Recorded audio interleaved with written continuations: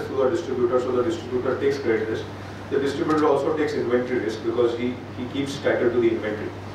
So the point that was argued in BMW's case was that if a distributor is essentially like a service provider, and because a distributor is like a service provider, the foreign company has the ability to restrict the return of the distributor.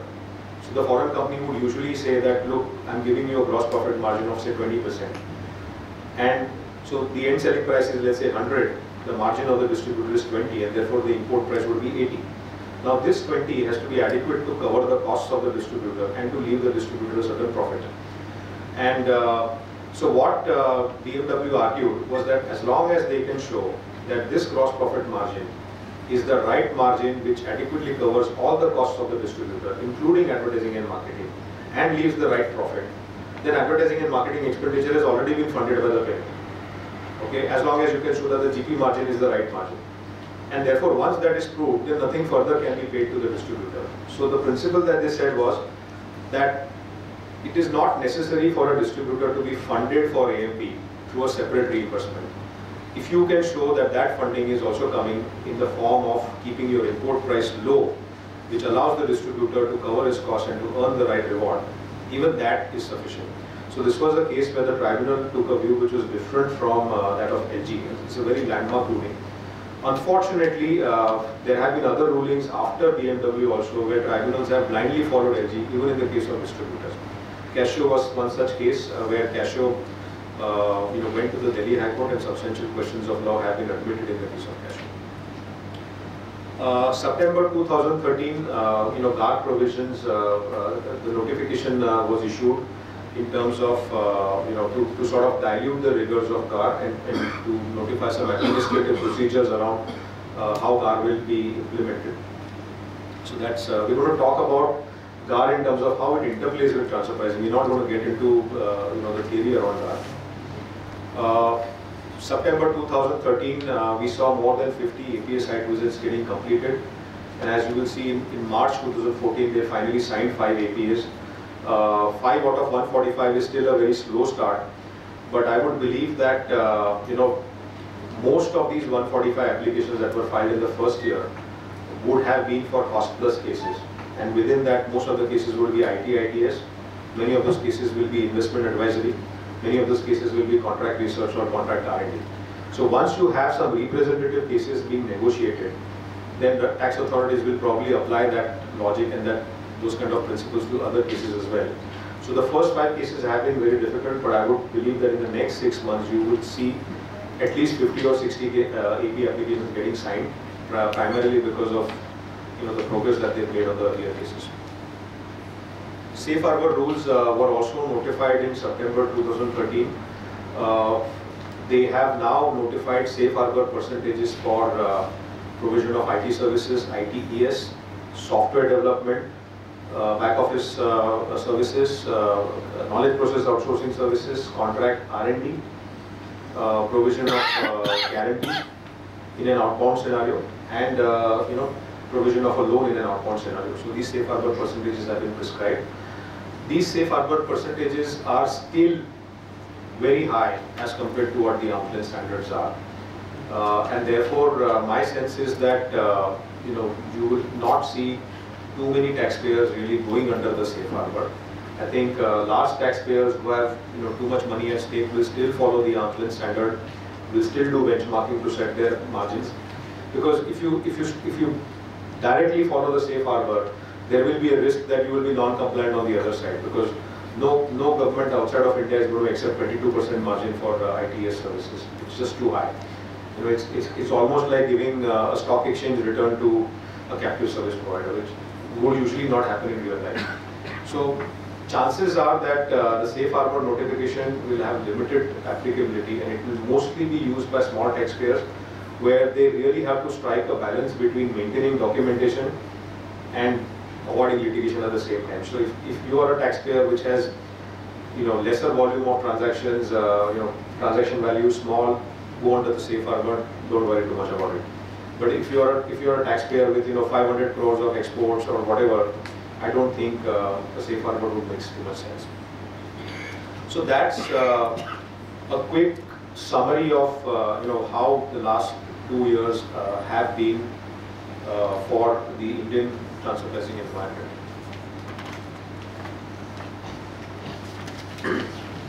Now, what is this BEPS really all about? Okay. BEPS stands for base erosion and profit shifting. Now, what's been happening really is that there are different ways in which around the world the tax base of countries can get eroded, and profit shifting is just one of the many ways. And governments around the world have been concerned with this for a long time. I can tell you that as back as 1988, OECD first started its work on looking at harmful tax competition and stuff like that. And some of those principles have now come into what the OECD is doing on BEPS. So it all started somewhere in the late 2012 or February 2013, where the G20 nations requested the OECD that since OECD was already doing a fair amount of work in this area, the G20 nations requested the OECD to submit a report of what's the status of that work. And the G20 countries wanted to discuss, the finance ministers who were part of that forum wanted to discuss the status of that work in their February 2013 meeting. And therefore, in February 2013, you saw the OECD issuing their first report on BEPS. And what that report really talks about is the different forms and manner in which profit is getting shifted from countries to countries. So they looked at tax structures around the world. They gave some examples, and they also identified some 12 to 15 pressure areas, which they said that those pressure areas had to be looked closely. For example, digital economy was a pressure area, and they thought that that's one area that they needed to look at very closely. Misuse or abuse of tax treaties was another pressure area. Harmful tax competition, where you have a jurisdiction which is giving incentives, and and that attracts investment there, and sometimes those jurisdictions are misused. There is no substance there, but you set up a company, you route your transactions to those countries. So that was again one more pressure area. So there were some 12 to 15 pressure areas that they identified, and then they said that OECD will look at each of these pressure areas and come up with action points. So they gave themselves 6 months to come up with a set of action points. So that's how really the whole thing on BEPS started. But what was the trigger for this BEPS? The big trigger for this BEPS around the world was that the global economy is going through significant recession. Most countries have significant fiscal deficits, and therefore you will see that revenue aggression is not only increasing in India, but it's increasing everywhere in the world. If you are just tracking some of the big ticket controversies that are happening in the UK, for example, where the inland revenue went after Starbucks, they went after Amazon.com. They said that Amazon.com, which was conducting its business through Ireland, the inland revenue said that Amazon was paying very little taxes in the United Kingdom for sales, internet sales which are made into that country. Amazon's reaction to that was that they were not doing anything wrong, because they said that most of these sales were affected from Ireland. The server was located there, and all that was happening in UK was just marketing and sales, and whatever was the margin that was attributable to marketing and sales, they were offering it to tax in that country.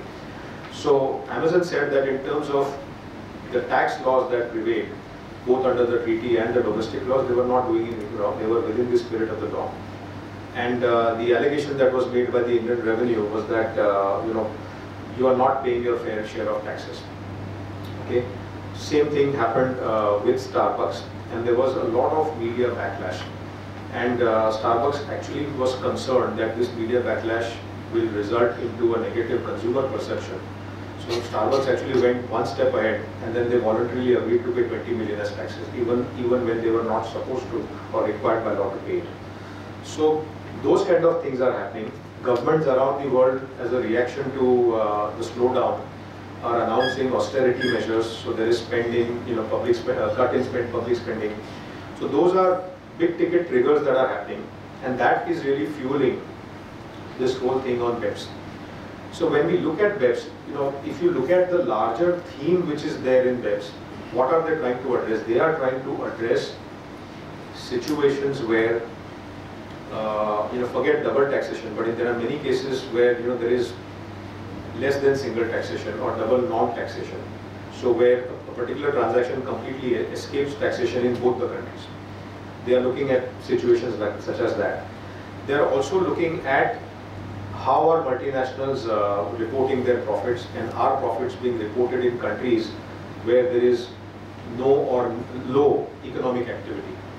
And that's also an indication that you have attempted to shift profits from countries to countries. So those are the large overriding themes of BEPS. The OECD report acknowledges that the key reason why the BEPS has taken center stage is because our tax laws have not really kept pace with how the global economy has evolved. So most of our tax treaties still continue to be based on principles which were generated in the early 1920s, mostly out of the work that was done by the League of Nations. But are those treaties really geared to handle today's situations? For example, let's take the example of, say, digital economy. How do you, for example, look at the place of disposal test, which is in Article 5.1 of the treaty, in the context of an e-commerce transaction? Where is the place of management involved? Those kind of answers. So what was happening was that there was a thinking that our tax laws need to evolve. They have lagged behind, and as a result of that, and also because businesses have also evolved. Today, you can virtually do a board meeting through teleconference or through video conference. You don't need to be physically located in a particular country. So in such a situation, how do you say that my place of effective management is in country A or in country B? Which country should get the right to tax the profit that arises on account of significant people decisions? So organizations have evolved, businesses are now global. Decision making is also in the form of a matrix structure where an employee's reporting line may go to the CEO of that country, but he has dotted line relationships with people outside their countries also. So as a result of that, there are opportunities that sometimes get created for double non-taxation, for example, where you exploit loopholes that are there in treaties, and then that income is actually not brought to tax in any country. There are sometimes gaps and mismatches between tax systems as well, and sometimes it also results in intentional or unintentional abuse of tax systems. Like they say that the effort of one government to promote investment sometimes can be viewed as tax avoidance by the other government. So where does a taxpayer go in all this? You're actually caught between two sides. So that's really the theme of the OECD work on BEPS. What they have done is they have identified 15 work streams. These are the work streams addressing challenges of digital economy, which will look at how e-commerce transactions should be taxed.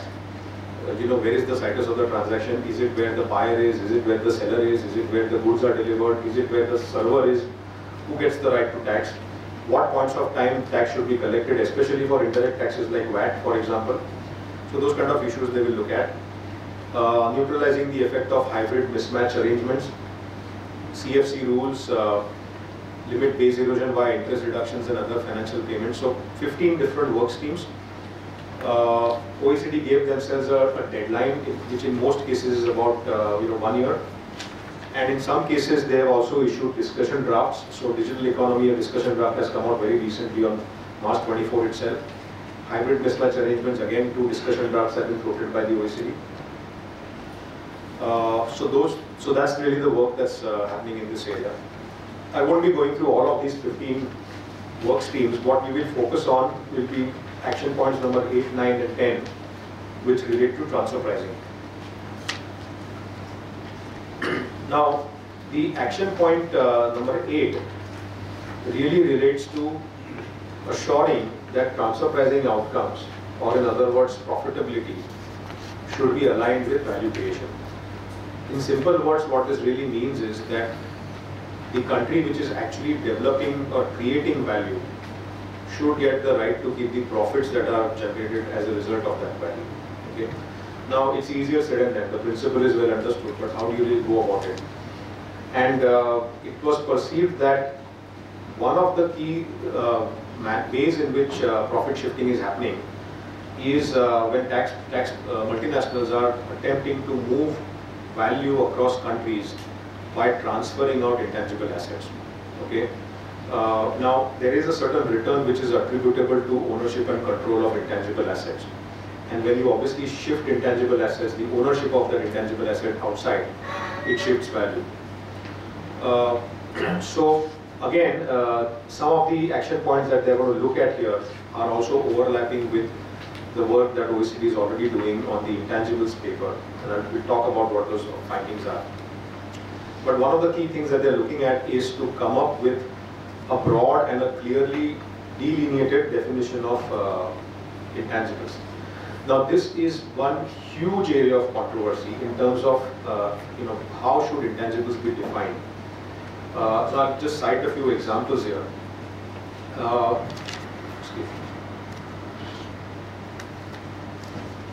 For example, should you look at only legally protected intangibles? For example, intangibles such as trademarks or patents which are registered? Or should you also look at intangibles which are more in the nature of value drivers or soft intangibles? Okay. For example, customer relationships represents the value of goodwill that a company enjoys. Now that's not a legally protected intangible, but it is a source of value. And in a value chain, if there is a transaction between two entities and one of the sides has significant customer relationships, it will reflect in their pricing as well. So how do you really define that? Another big issue in transfer pricing has been that for an intangible to exist, should it constitute a commercially transferable interest? Should it be something of that is capable of independent identification, and should it be capable of being commercially transferred out? That issue again has had divergent case laws in other parts of the world. And a case in point is, let's say, goodwill, for example. Now, the accounting understanding of goodwill is that goodwill always attaches to the business, and you cannot transfer out goodwill unless you transfer business along with it.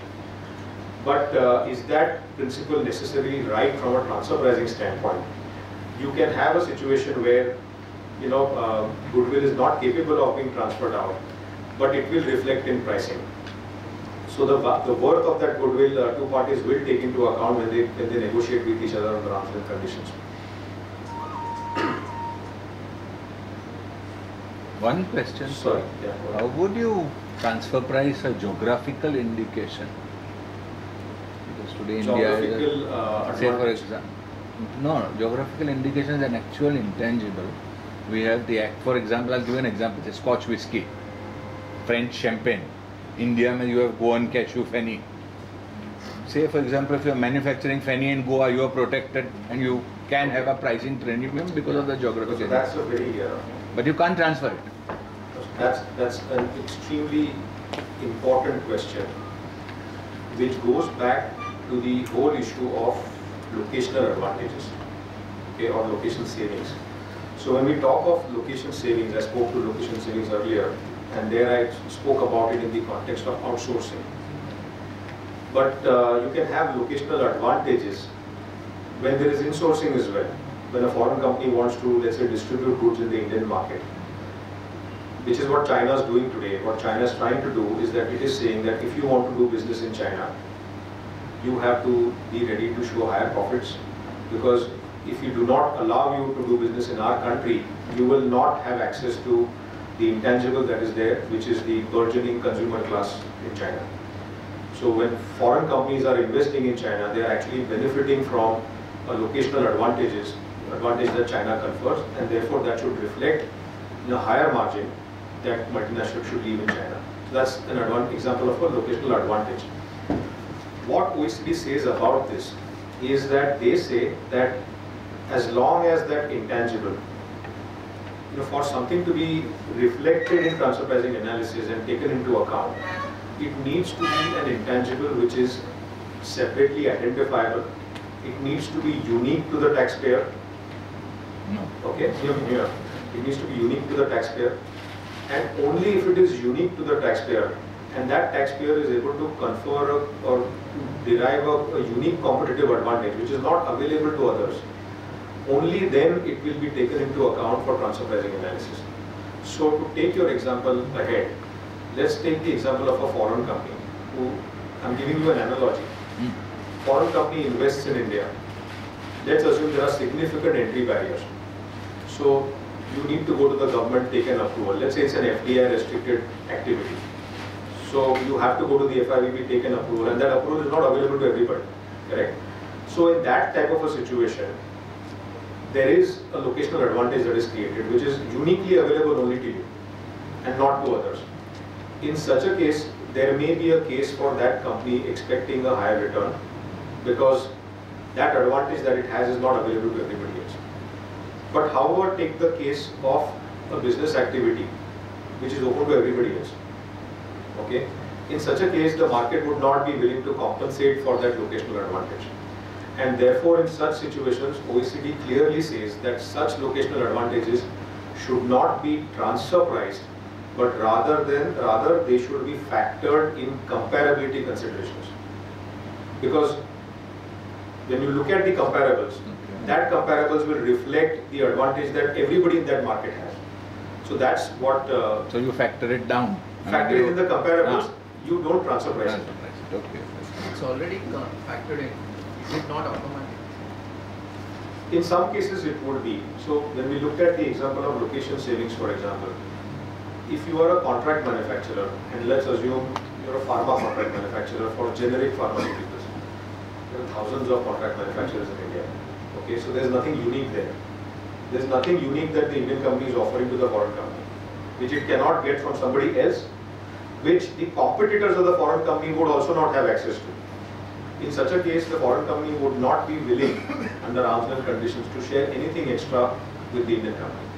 That is where, even if there is a cost saving which is achieved, which is a locational advantage, that cost saving will be factored in a comparability adjustment as part of the comparables, and it will not be transferred separately. Which is why I said earlier that the global view on location savings is that if there is no unique competitive advantage, then it has to be addressed through comparability. And once you give the right margin, then nothing further should be done. So, definition of intangibles again is a very big area where again there are divergent views. I'm not getting into different theories around that, but I'll just list down which are the various issues on definition of intangibles. Can you give an example of unique location saving? What exactly it means? So, okay, let's take the example of an R&D that you're doing, which is so unique that it is extremely high, and which there are no players in India who are performing similar R&D, right? Now, if an Indian company has developed such skills that it is capable of performing such services which nobody in the Indian market is performing, then it is conferring a unique competitive advantage to the other side by performing that service. So the Indian company is then in a duopoly or a monopolistic situation, which is the intangible, and therefore under arm's length it can expect to get something more. That would be an example. But it can't be compared with some other country, like if some other country same advantage they have given. You can compare with other countries, but you will have to then make adjustments for geographical differences. So again, the principle is that if, from the point of view of the foreign company who is outsourcing that service to India, it is not to say that other service providers in India are the only viable alternative. Insofar as the foreign company is concerned, they can get the same service from Philippines, they can get from China, they can get from anywhere else. So when you judge uniqueness of a competitive advantage, you have to take into account all of this. Suppose you take an example wherein there is a parent company in US, they are having a AE, manufacturing AE in India and a manufacturing AE in China. So say US cost is $100, in India it is $30 and in China it is $20. So whether any transfer pricing adjustment on the basis of location saving can be attributed to Indian AE? See, again, if you can show that the foreign company has a realistic alternative available, okay, which confers bargaining power to the foreign company because it has an option. It can give that piece of work to India, it can give it to China, it can give it to somebody else. Right? Assume for a moment that all three nations have similar capabilities. If that is what the situation is, it would put the foreign company in a stronger position. And under such a situation, it would not be prepared to share that cost advantage with the Indian company. Under arm's length, under independent third-party situations. So what we are trying to do in related parties is to hypothesize that. Think as if there were third parties. Would they be prepared to share that locational advantage? So here what happens in India is that the tax authorities always put the cart before the horse. They go to quantification of location savings without first answering this fundamental question that what is that unique competitive advantage that India is really offering, which should entitle it to get that extra margin. Okay. So how you look at uniqueness is a question of how you understand where that taxpayer is in the industry as a whole, what is its position, is that service being uniquely offered, are there other service providers in India who can offer similar services, does the foreign company have a choice, those kind of questions we have to ask. Supposing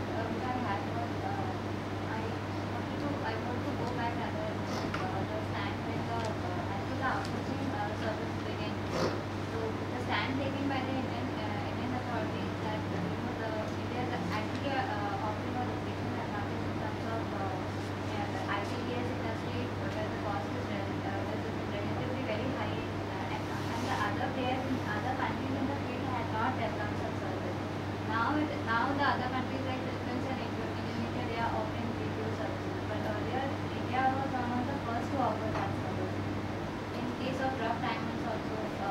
I understand. Now other countries are coming up with this. Now the competition is actually coming up. So the stand taken by the department that India was actually offering the cost saving advantage. Is it not correct? No, but the question here is that not to say that there is no cost saving. Point is that the existence of a cost saving itself does not mean that something more should be paid. That cost, the question is that yes, there is a cost saving. Who does that cost saving belong to? Under arm's length, when would that cost saving or a part of it belong to India? It would belong to India when India is able to offer something unique.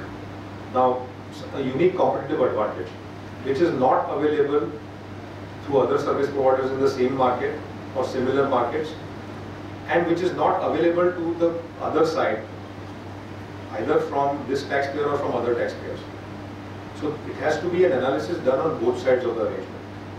If that answer reveals that there is nothing unique in what India is doing, because that same service, there are many service providers in the Indian market itself who can offer the same service. It's like saying that, let's say you come to me for providing a service. I am one of the big four, right? I want to price my service at 5 lakh rupees, but if the rest of the big four are doing it at 2 lakhs, can I ask you 3 lakhs more? I can't, right? That's the point. So in a situation where the service that I am offering to you is similar to what others are offering in the market, then the market would not be willing to pay a premium. When would the market be willing to pay a premium? When what I have is something which nobody else has. Now that's a fact-specific case. So in a situation where you are doing... Earlier, India had an advantage for the BPO. It was really having advantage over the other countries. So, but you have to look at it vis-a-vis industry in India as well as vis-a-vis outside of India. So that's how the cost arbitrage aspect has to be looked at. I would believe that sometimes the department confuses location savings with skills that the Indian company has. But I would say that having the necessary skills to deliver the service is a necessary and sufficient condition. In fact, if those skills are not there, I will not even give the service. So why should I pay something extra because you have the service? I am giving you that work because you have that knowledge to deliver that work. So that's a condition precedent for delivering that work. That condition precedent cannot be a claim for an extra margin